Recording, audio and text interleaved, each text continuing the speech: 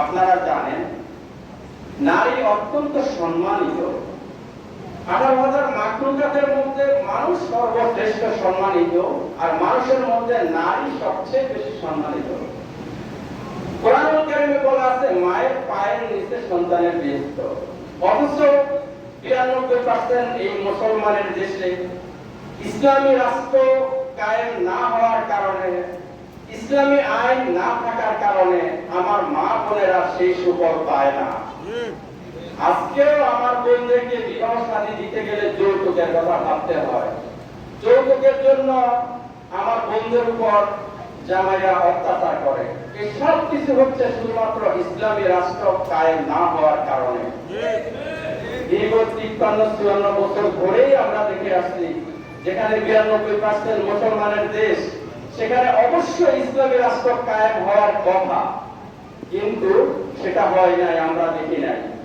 আজ সেই সময় এসেছে আমরা আমাদের অধিকার আদায় করার জন্য ইসলামী হকের উপর প্রতিষ্ঠিত দল ইসলামী আন্দোলন বাংলাদেশ, ইসলামী আন্দোলনের পতাকা তলে এক হয়ে আমরা সকলে ইসলামী রাষ্ট্র কায়েম করার জন্য চেষ্টা করব। প্রিয় মা ও বোনেরা, আমরা দেখে থাকি যে কোন ঘরে আমার বাবা, আমার ভাইয়েরা নামাজ না পড়লেও আমার মা বোনেরা ঠিকই নামাজ পড়ে। আপনাদের জ্ঞাতার্থে আমি একটা কথা বলতে চাই, আমরা নামাজ পড়ি, আমরা রোজা রাখি, আমরা হজ করি, এই সবই কোরআনের কথা। অথচ আমরা একটু সায়েন্টিফিক ক্যালকুলেটিভ ওয়েতে বলতে চাই যে কোরআনুল কারীমে নামাজের কথা বলা আছে 82 বার, রোজার কথা বলা আছে 1 বার, হজের কথা বলা আছে 1 বার।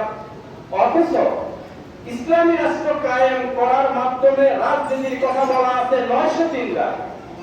আমার অনেক মা বোন সেটা জানে না। আজকে আপনাদেরকে এটা জানানোর জন্যই আমাদের এই ক্ষুদ্র আয়োজন। আমি আশা করব আপনারা অবশ্যই এটা অত্যন্ত গুরুত্ব সহকারে নেবেন।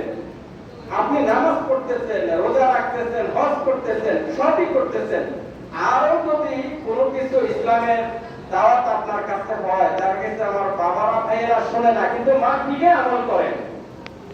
আজকের এই আলোচনার মাধ্যমে আমি আমার দায়িত্বের জায়গা থেকে আমি আপনাদেরকে জানিয়ে দিতে চাই, কোরআনুল কারীমে 903 বার যেই কথা বলা আছে সেটা পালন করা আমাদের সকলের ফরজে আইন হয়ে গেছে বলে আমি মনে করি।